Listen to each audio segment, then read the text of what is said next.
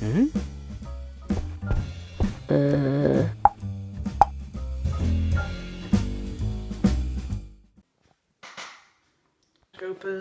periscopians. This is the view that you get when I am doing an online therapy session. This is me sat with my phone on my laptop, my Mac Air, so I can do FaceTime or Skype with you pretty easily. So I'm waiting to do my first session with one of the winners of my free therapy, the celebration of my 2-year anniversary. That's at 10:30, an online session. So I thought in the meantime I'd have a quick chat to you guys about what's ticking around in my head. As usual, lots of stuff ticking around in my head. And I was thinking about regrets, actually. That was the thing I was thinking about today. And people often ask what it is I actually do when you come and see me for a session. It's pretty simple, really. I do time travel. Don't need a machine, don't need anything like that. We just do time travel. And time travel is where we go back and remember stuff. And when you look back on something that happens in the past, you see it differently. And if you see it differently, you change the way you remember it. And if you change the way you remember it, it changes the way it affects your behaviour in the present. That's what we use when we travel through. Hello, Linda.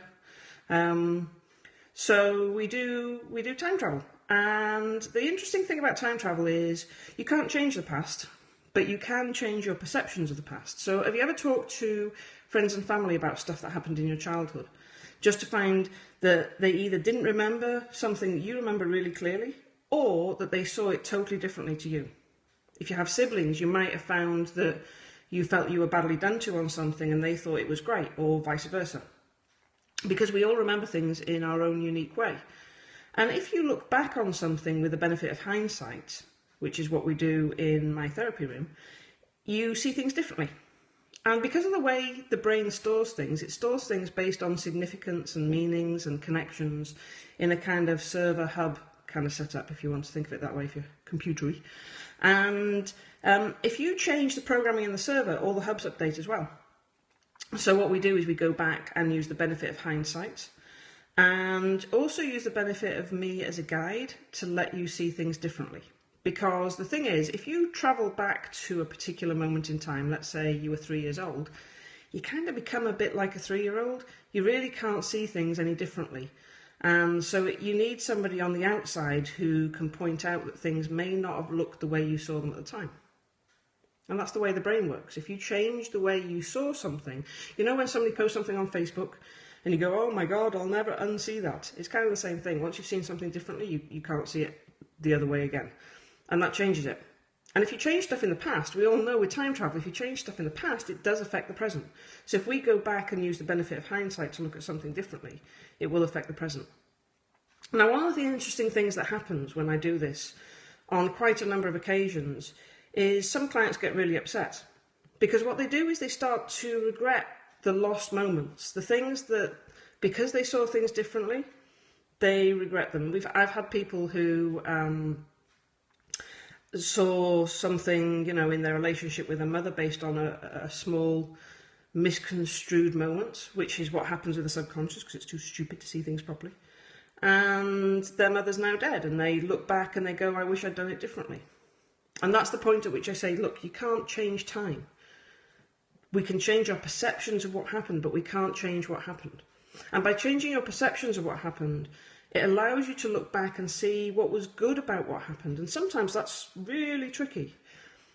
But the worst case scenario, when you look at what was good about what happened, what you can say is, what skills or capabilities did I learn by surviving that, enduring that, coping with that, getting through that, whatever way you want to put it? What skills or capabilities did I learn that now help me for today and the things that will come in my future?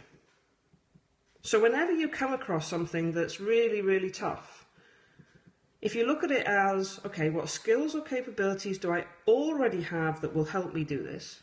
Or what skills or capabilities will I learn from doing this? You find that you're less likely to dwell on the regret side of things. And the reality is that we only regret what we don't do. We very rarely regret what we do. Many years ago, when I first started my therapy journey, I was walking through the park with Trevor, my therapist. And he said, you know, one day you'll look back on what happened and you'll see what you've gained from it. And I laughed. It was a ridiculous concept, that to have been through what I went through and I would look back on it ever and see anything good from it. And you know, he was right. Don't tell him that, okay?